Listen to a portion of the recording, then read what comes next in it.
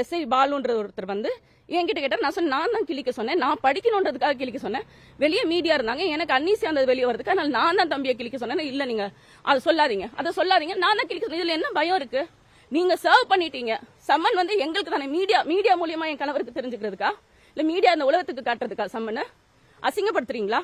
எங்க அவர் மக்களுக்காக நேர்மையா, நான் வந்து அழுத்தி சொல்றேன், நேர்மையான ஒரு தலைவர், எதுக்கும் அஞ்சாத ஒரு தலைவர். அவரு எவ்வளவு வழக்க பாக்குறாரு அவரு. எங்களுக்கு என்னங்க பயம்? அவர் நான் அப்பாவும் சிறைக்கு போனதை நான் பாத்திருக்கேன். என்ன சிறையில எனக்கு என்ன பயம்? எங்களுக்கு அதெல்லாம் ஒண்ணும் பயம் கிடையாது. நீங்க சம்மன் ஒட்டுறீங்க, சம்மன் யாருக்காக ஒட்டுறீங்க? எங்களுக்கு தானே நீங்க செய்தி கொடுக்குறீங்க. நான் அந்த சம்மனை தம்பியை நான் கிளிக்க சொல்றேன். நான் வெளியே வர்றதுக்கு இல்ல, நான் கிழிச்சிருப்பேன். நான் பண்ண ஒரே தப்பு அவரை கிளிக்க சொன்னது. நான் வந்து அவரை வந்து கிளிக்க சொன்னேன், எடுத்துக்கொண்டு என்கிட்ட எடுக்க முடியலன்னு சொன்னார். அதனால கிளிங்க தம்பி, கிழிச்சு என்கிட்ட கொண்டு வாங்கன்னு சொன்னேன்.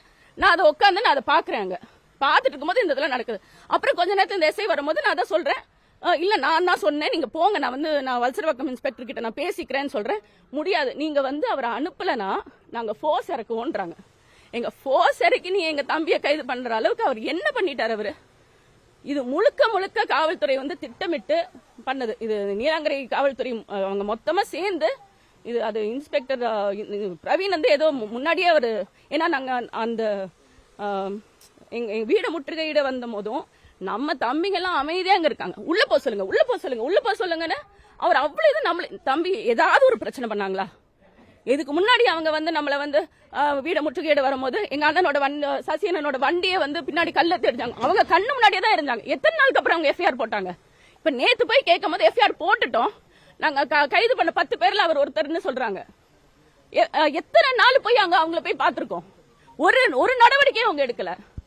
இப்ப என்ன, அன்னைக்கும் அவர் அதே தான் பண்ணாரு. அப்ப இருந்தே அவருக்கு வந்து எங்களுக்கு வந்து சந்தேகம் தான். அவருக்கு ஏதோ ஒரு எங்க மேல அது வீட்டுல வந்து ஏதாவது இந்த மாதிரி கைய வைக்கணும்ன்றது அவரோட எண்ணம். வீட்டுல இருக்கிற நேரடியா அவர் பண்றதை விட வீட்டுல கூட இருக்கிறவங்களை பண்ணும் போது அந்த மென்டலி டிஸ்டர்ப் ஆவாங்க. எங்களை டிஸ்டர்ப் ஆக்கணும்ன்றது அவங்களோட எண்ணம். நான் சுத்தமா எதிர்பார்க்கல. அதே மாதிரி காவல்துறை மேல நம்மளுக்கு ரொம்ப அதிக மரியாதை இருக்கு. இவங்க இவ்வளவு இப்படி நடந்துக்குவாங்கன்ற எண்ணமே எங்களுக்கு கிடையாது. நாங்க யோசிக்கவும் இல்ல.